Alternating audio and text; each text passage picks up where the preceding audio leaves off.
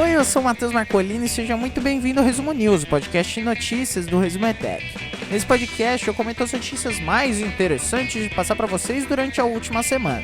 O Resumo News de hoje vai te contar o que rolou entre os dias 12 e 18 de setembro de 2020. Vamos lá!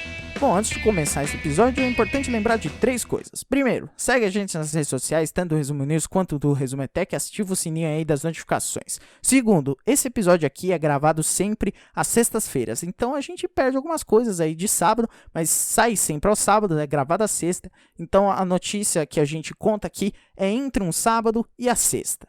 E a última coisa, a terceira coisa, é que você pode comentar aqui nos comentários desse vídeo no YouTube qualquer coisa. Você pode comentar aí o que você achar das notícias, você pode fazer algum pedido, algum comentário específico, qualquer coisa aí, se você tiver alguma dica, alguma ideia, alguma pergunta, pode mandar, porque a partir do próximo episódio eu vou tentar, se tiver pergunta, claro, se não tiver eu pulo, se tiver pergunta eu vou fazer um quadro respondendo esses comentários, citando os comentários aqui no Resumo News, para você ter a sua participação no nosso podcast de notícias semanal. Então é isso, vamos para as notícias. E aí você que tá escutando no YouTube, deixa o like aí!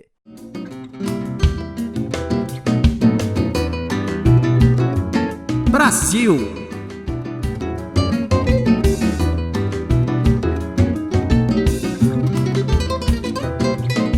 Começando a cobertura de Brasil e indo na ordem cronológica, né? No dia 13 de setembro de 2020, o Bolsonaro vetou uma parte do perdão às dívidas tributárias das igrejas evangélicas. Então, ele vetou parcialmente uma proposta que foi aprovada no Congresso e que perdoava essas dívidas tributárias das igrejas. Eu não sei se você sabe, mas igreja já não paga IPTU, então já tem essa isenção fiscal. Só que aí, no caso, o texto do Congresso queria também dar isenção da contribuição social sobre lucro líquido, o CSLL, anistia das multas recebidas também por não pagar a CSLL. Nossa, é difícil de falar, CSLL. E anistia das multas por não pagamento da contribuição da Previdência. Aí nesses 3 pontos o Bolsonaro manteve o item 3. Os outros 2 foram vetados porque, segundo o governo, poderia ferir aí algumas regras de orçamento no país. Só que aí entra um negócio estranho, né? O Bolsonaro, numa publicação no Twitter, ele defendeu que o próprio veto dele fosse derrubado no Congresso. Abre aspas pro tweet. Por força do artigo 113 do ADCT, do artigo 116 da Lei de Diretrizes Orçamentárias e também da Responsabilidade Fiscal, eu sou obrigado a vetar dispositivo que isentava as igrejas da contribuição sobre o lucro líquido. Tudo para que eu evite um quase certo processo de impeachment. Confesso, caso fosse deputado ou senador, por ocasião da análise do veto que deve ocorrer até outubro, votaria pela derrubada do mesmo. O que é, assim, absurdo, né? A igreja já não paga imposto direito. E aí, os que eles têm a obrigação de pagar, o presidente quer tirar. Bom, aí pulando pro dia 15 de setembro, uma terça-feira, é uma notícia do G1 mesmo, falando sobre as queimadas que estão rolando no Pantanal, né? E é um dado interessante. As multas, né, do IBAMA despencaram, apesar do recorde de queimadas lá no Pantanal. É uma parceria com a BBC essa matéria, e o Pantanal já teve assim 15% pelo menos da área de Pantanal devastada pelas chamas, que já queimou, né? E mesmo assim o IBAMA diminuiu o ritmo das operações de fiscalização lá no Mato Grosso do Sul em 2020. A queda mostra nas autuações, né? A autuação, que é a multa relacionada à vegetação. Essas autuações elas caíram 22% de 2019 para 2020. Desde o dia 1º de janeiro de 2020 até a segunda-feira, dia 14 de setembro, ou seja, aí, 9 meses, o IBAMA aplicou 50 multas em 9 meses contra infratores no Pantanal. Nesse período aí de 2019 foram registrados 64 autos de infração. E interessante aqui, um servidor do órgão, do IBAMA, né, falou à BBC News Brasil. Ele é anônimo, né, não tem o nome dele, mas, enfim, ele falou o seguinte, abre aspas, o número de autuações lavradas é um dado importante, que pode traduzir o esforço do governo em punir realmente aqueles que cometem crimes ambientais. Quanto menor a presença da fiscalização em campo, fazendo o seu trabalho de responsabilizar os infratores, maior a sensação de impunidade. Também no dia 15, uma matéria assinada pelo Alexandre Martello, também do G1, diz que a área econômica do Brasil estava estudando restringir o seguro-desemprego para poupar recursos para o Renda Brasil. Só que é engraçado porque essa notícia ficou datada, porque o Bolsonaro já disse que é para esquecer Renda Brasil, que não vai ter Renda Brasil, que o esquema é o Bolsa Família mesmo, mas enfim, vale aí a menção. E aí outra notícia também do dia 15 que vai de encontro com a fala minha anterior sobre o Pantanal. A PF está investigando fraudes no sistema do IBAMA para beneficiar donos de terra na Amazônia Legal. Não é Pantanal, mas é Amazônia. Então a TV Globo apurou que o ex-deputado federal, o Sandro Mabel, do MDB de Goiânia, foi alvo de um dos mandados de busca e apreensão que rolou na operação que investigava fraudes aí no IBAMA, né? E esse político, o Sandro Mabel, ele tem uma propriedade em Canabrava do Norte, lá no Mato Grosso, e foi alvo do mandato judicial em Goiânia. A defesa disse que ele não tem nada a ver com as investigações, é sempre esse negócio e tal, mas enfim, de acordo com a apuração da Globo, dos repórteres da Globo, os estelionatários, eles alteravam informações nos sistemas por meio de certificados digitais de funcionários. Isso tudo para beneficiar donos de terra e empresários que tinham áreas embargadas lá no estado do Pará e no estado do Mato Grosso. Também nessas áreas ambientais que são consideradas sensíveis, né, que não pode mexer. Então, de acordo com a PF, foram constatados 122 desembargos, que a terra está interditada, você desinterdita a terra para o proprietário poder usufruir, né? 122 desembargos irregulares em nome de 54 pessoas físicas e empresas. Isso aí daria um prejuízo de mais ou menos 150 milhões de reais para a União, que é o Estado brasileiro. Uma notícia triste também do dia 15 de setembro é um levantamento realizado pelo INSPER, que mostra que na mesma profissão, um homem branco ele chega a ganhar mais que o dobro que uma mulher negra. O diploma do ensino superior, né, a faculdade, ainda não é capaz de dar uma inserção justa, né, para as mulheres negras no mercado de trabalho, né. Esse levantamento do INSPER, ele apurou o salário por raça e gênero no país, também fez o detalhamento para 5 profissões. São elas engenheiros e arquitetos, médicos, professores, administradores e cientistas sociais. Em todas as mulheres negras recebem menos do que homens, tanto brancos como negros, e do que mulheres brancas também.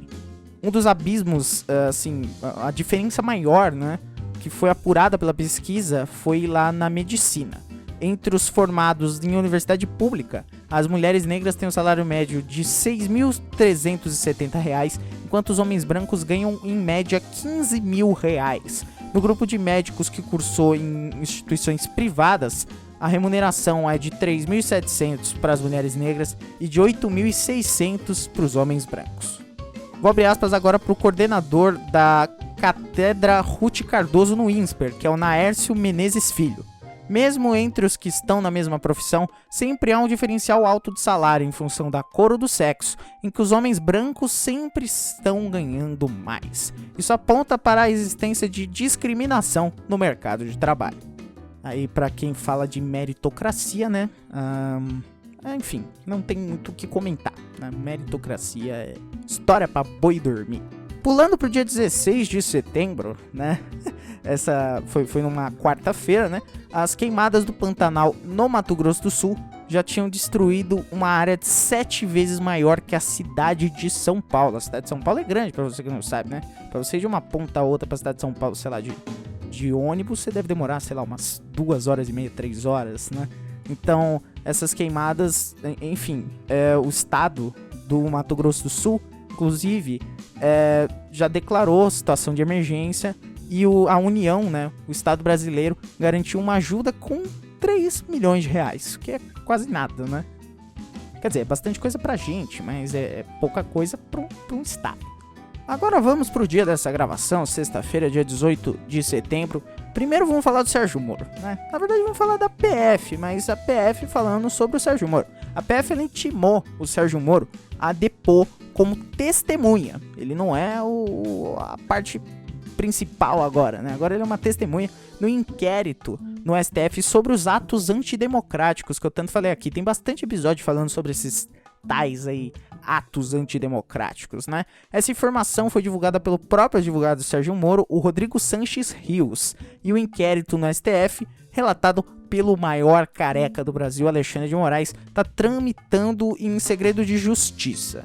Lembrando que esse inquérito foi aberto em abril, faz tempo.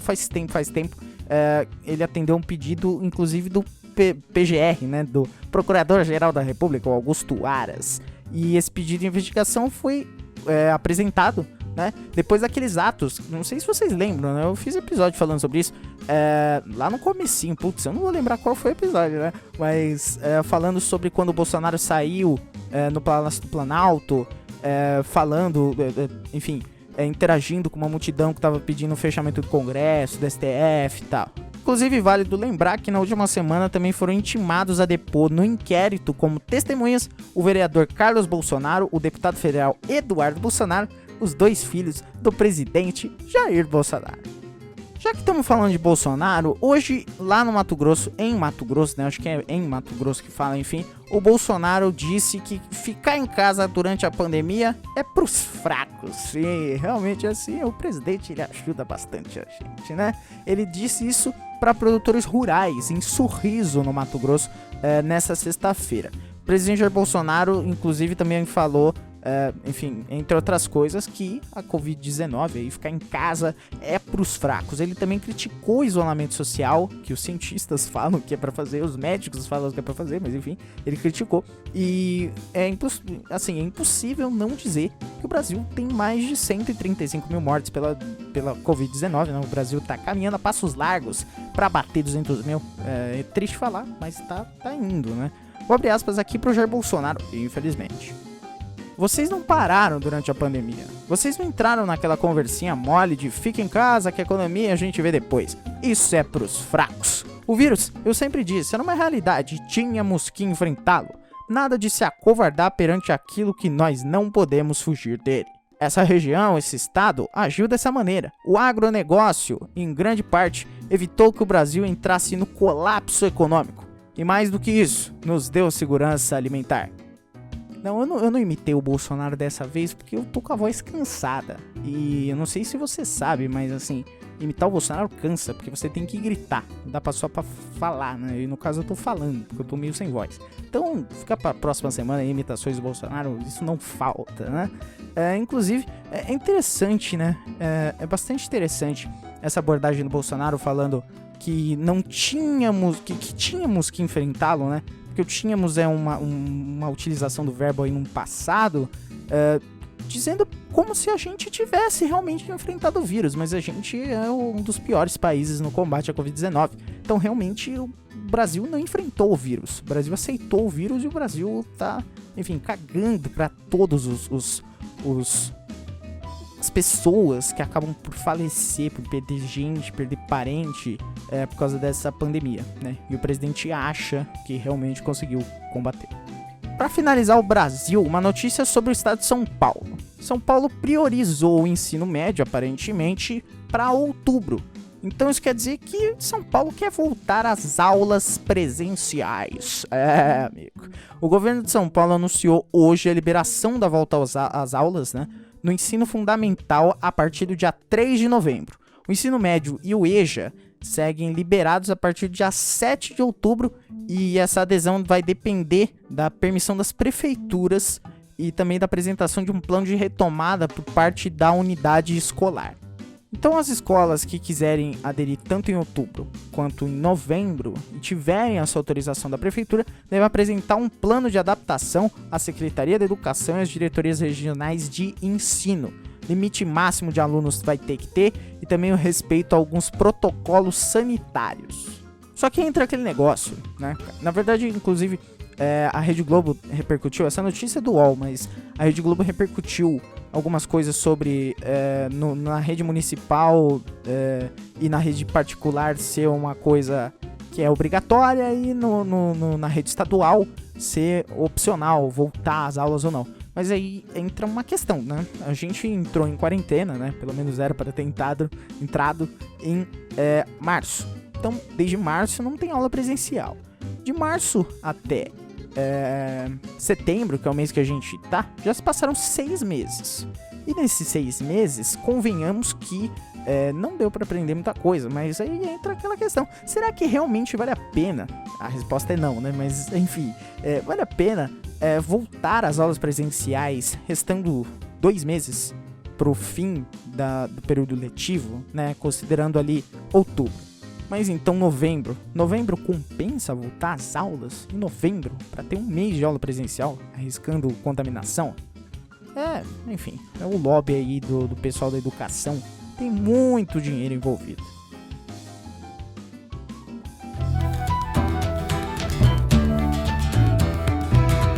Ao redor do mundo.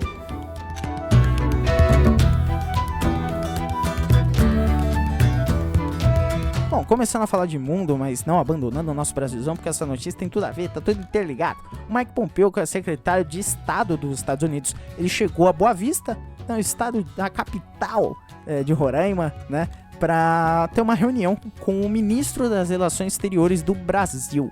Quem que é o ministro das Relações Exteriores? É o Ernesto Araújo, nosso terraplanista, grande terraplanista Ernesto Araújo, no nazismo de esquerda, um grande homem, né? E aí ele chegou a Boa Vista, ele teve até uns bate-papos, né? E inclusive o Mike Pompeo, ele teve uma citação assim, um tanto quanto estranha, né? Ele disse que a citação foi: vamos tirar Maduro de lá, né? Ele disse em Roraima. Então, basicamente, o Pompeo afirmou que os Estados Unidos querem representar as pessoas da Venezuela e que a missão do país é, abre aspas, assegurar que a Venezuela tenha uma democracia, fecha aspas. Vou de novo abrir aspas para o Mike Pompeo: não devemos esquecer que ele está destruindo o seu próprio país e também é um traficante de drogas. Está impactando na vida dos Estados Unidos. Vamos tirá-lo de lá. É incrível o quanto os Estados Unidos da América são o país mais bonzinho do mundo. Que é incrível, é só ver um país que tem bastante reservas de petróleo, que vai lá os Estados Unidos da América e vão lá levar bastante democracia pra eles. Parece que é um poço infinito de democracia, jamais vai acabar a democracia dos Estados Unidos, porque eles compartilham com todo mundo, eles são muito bonzinhos. Então a Venezuela tem bastante petróleo, vão lá, os Estados Unidos levam a democracia. Eles veem, sei lá, que a China tem petróleo, joga a democracia também. Brasil tem petróleo, democracia. Os Estados Unidos, o país mais democrático do mundo. Mas isso acabou por quebrar a ordem cronológica do programa, porque isso foi hoje, no dia da gravação, sexta-feira, dia 18. A gente vai rebobinar aí o tempo, melhor estilo JoJo Bizarre Adventures. A gente vai rebobinar o tempo e a gente vai ver uma notícia do dia 13 de setembro, que é de Israel. Israel tá tendo uma nova quarentena em todo o país durante 3 semanas. Por quê? Porque a taxa de infecções em Israel voltou a subir. O país tem 9 milhões de habitantes e até domingo, o último domingo, eu não vi os dados novos, né? Mas até o último domingo, tinha 153 mil casos e 1.100, quase 1.100, né? 1.100 mortos pela Covid-19 até esse domingo. Então o governo decidiu hoje, ou melhor, eu vou citar o que ele disse no dia 13, né? O Benjamin Netanyahu. Ele disse, abre aspas: o governo decidiu hoje aplicar um confinamento estrito de 3 semanas, com a opção de prorrogar a medida. Enfim, né, até Israel tá melhor que a gente. Estamos numa situação bastante complicada. Pulamos agora para o dia 14 de setembro de 2020. Uma notícia que é bastante relevante para a política internacional. Sempre importante dizer, eu não manjo de política internacional. Eu conto as notícias para você, eu comento. Sou uma pessoa normal, mas tem um podcast muito bom, que é o Xadrez Verbal, em que eles só comentam política internacional toda semana, tem lá, então eu recomendo bastante porque é muito bom. Enfim, uma notícia do Globo diz que o partido governista do Japão já escolheu um novo líder e o futuro primeiro-ministro, que inclusive tomou posse. O Partido Liberal Democrata, o PLD, que governa o Japão, escolheu o Yoshihide Suga, de 71 anos, para suceder o Shinzo Abe, de 65, na liderança do país, né? Na quarta-feira, o parlamento confirmou o Suga como novo primeiro-ministro do Japão. Inclusive, o Shinzo Abe, ele é interessante. Ele foi o premier a ficar mais tempo à frente do governo japonês. E ele renunciou no dia 28 de agosto o mandato dele após 8 anos, porque ele está com problemas de saúde. Inclusive, ele sofre há anos com uma colite ulcerativa, que é uma doença crônica no aparelho digestivo dele. Durante o mandato do Shinzo Abe, que inclusive pediu para ser chamado de Abe-Shinzo, eu não sei porquê, mas enfim, o Abe-Shinzo ou Shinzo Abe, ele supervisionou a recuperação do Japão após um terremoto devastador, um tsunami e também um desastre nuclear. Ele viu tudo. E também restaurou a saúde econômica do país e conquistou a simpatia do Donald Trump. Mas aí entra um negócio interessante. A saída do Shinzo Abe não vai representar nenhuma mudança no Japão, porque o PLD, o partido dele, tá no poder do Japão desde a fundação em 1955. Com alguns intervalinhos entre os anos 90 e no início da década, mas no geral desde 55. Notícia do dia 17 de setembro é do Joe Biden. O Joe Biden ele chamou a conduta do governo dos Estados Unidos na pandemia de quase criminosa e aí o Trump respondeu pedindo educação patriótica. Inclusive o Joe Biden ele disse que o Donald Trump sabia da gravidade do vírus e não fez nada e que isso é quase criminoso, né? Isso o Biden se referindo a trechos do livro Rage, do Bob Woodward, que mostrou algumas citações falando do Trump, que ele sabia dos riscos do coronavírus e mesmo assim ele preferiu minimizar a gravidade da Covid-19. O democrata também disse que nunca pensou que veria um governo tão irresponsável. E aí o Donald Trump disse na quinta-feira que ele planeja estabelecer um comitê para promover educação patriótica. Vou abrir aspas para ele. Estamos aqui para declarar que não vamos nunca nos submeter à tirania. Vamos resgatar nossa história e nosso país para cidadãos de toda raça, cor, religião e credo.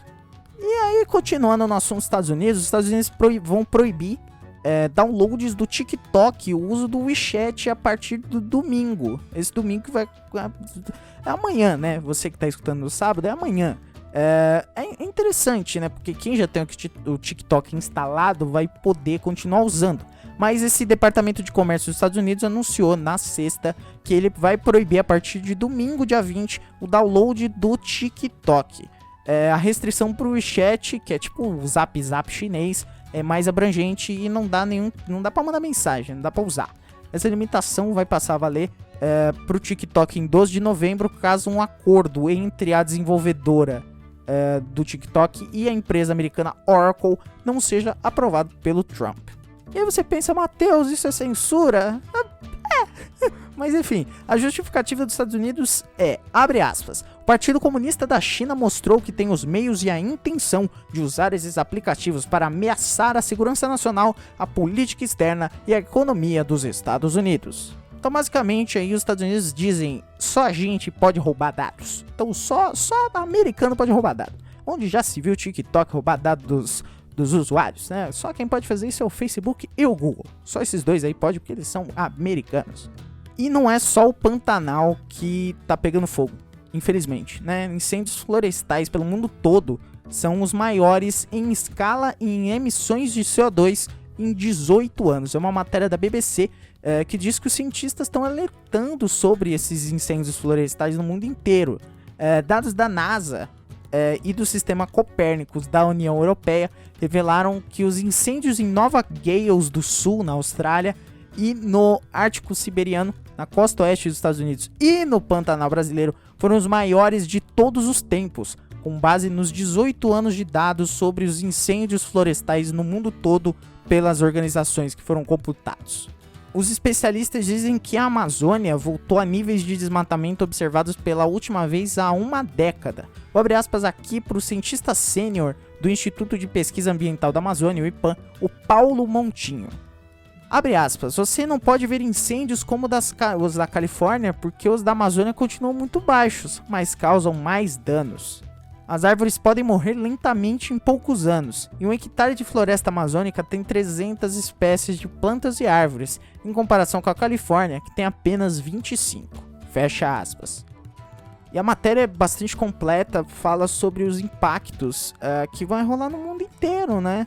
Então, basicamente, a gente tá matando o nosso próprio planeta. Isso também interfere na qualidade do ar e na infecção por Covid nos indígenas. O Moutinho, inclusive, ele disse que a infecção por Covid em indígenas no Brasil é mais de 150% maior do que no resto da população, uma vez aí que muitos desses povos indígenas estão em locais próximos ou envolvidos em incêndios florestais. Então tem a preocupação da poluição do ar tá contribuindo para a infecção. A última notícia de mundo é uma notícia boa, sim, porque esse podcast aqui jamais foi isento. Então, como a gente não é isento, a gente vai comemorar que a presidente golpista da Bolívia desistiu de uma candidatura nas eleições de outubro. A Jeanine Áñez desistiu na quinta-feira de concorrer à presidência nas eleições de outubro. Ela estava desabando nas pesquisas, estava em 4º lugar. E por que isso aconteceu? Pera aí, antes eu vou te contar, né? Essa pesquisa da Fundação Católica Jubiléu foi feita em conjunto com várias universidades bolivianas e apontou que o Luiz Arce, o ex-ministro da Economia do Evo Morales, está liderando a disputa com 29,2% das intenções de voto para a presidência da Bolívia, seguido do ex-presidente de centro, Carlos Mesa, que concorreu contra o Evo Morales na última eleição, com 19%. Em terceiro lugar, o líder cívico regional de direita, o Luiz Fernando Camacho, com 10%, seguido aí da Áñez, com 7%. Aí você fala por que ela desistiu? Bom, é bem simples. A Áñez disse que tomou essa decisão para concentrar os votos em um candidato de direita que seja capaz de derrotar o candidato do ex-presidente Evo Morales. E ela também disse que se não houver uma união da direita, o Morales voltará, com a eleição aí do candidato Luiz Arce. Enfim, eu sugiro inclusive que você leia um pouco, pesquise um pouco sobre essa situação na Bolívia que rolou ano passado, o golpe pra cima do Evo Morales, que a gente viu aqui do nosso lado, né? Enfim. Agora torcer pra ser tudo democrático.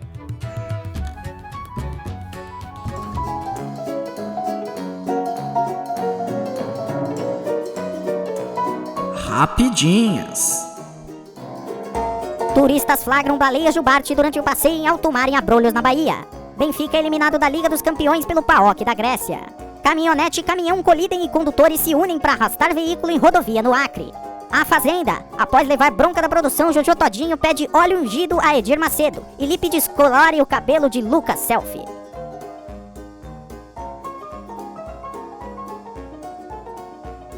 Bom, então é isso. Muito obrigado a você que acompanhou esse episódio até aqui. Ele foi feito com muito carinho. Eu espero que você tenha gostado. Se você gostou, manda pros seus amigos, porque o feedback aí, compartilhamento, boca a boca, é tudo muito importante pra gente. Comenta o que você achou, se você gostou, se você não gostou. É sempre bom aí a gente escutar o que você pensa sobre esse episódio. Não esquece de comentar aí, igual eu falei no começo do episódio, não esquece de comentar, porque a gente vai tentar, se tiver comentários, né, a gente sabe que a gente é meio flopado, mas se tiver comentários, a gente começa a ler os comentários na próxima edição do Resumo News. Então eu recomendo que você comente aí o que você achou, se você tem alguma dúvida, alguma pergunta, algum comentário, enfim. Então é isso, eu vou ficando por aqui, um beijo pra você, siga a gente nas redes sociais, se inscreve se você não é inscrito e estiver escutando pelo YouTube, se você estiver escutando por algum dos agregadores de podcast ao redor do mundo, assina o feed do outro podcast da família Resumetec de podcast, também o República dos Bananas, que em breve volta, não sei quando, mas ele volta. É isso, vou ficando por aqui, beijo no coração de vocês, eu volto na próxima semana pra contar as notícias mais interessantes que rolarem aí nos próximos 7 dias, tá bom? Beijo pra vocês, tchau!